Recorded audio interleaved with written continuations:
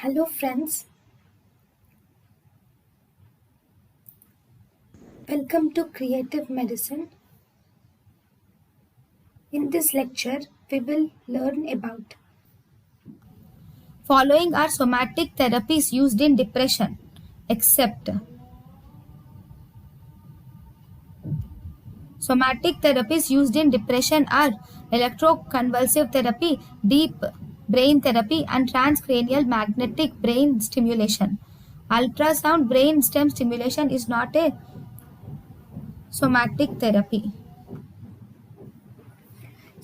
electroconvulsive therapy, deep brain stimulation, and transcranial magnetic stimulation are the somatic therapies used in depression.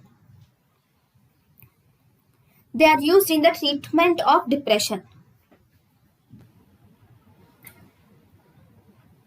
Thank you and thank you for watching.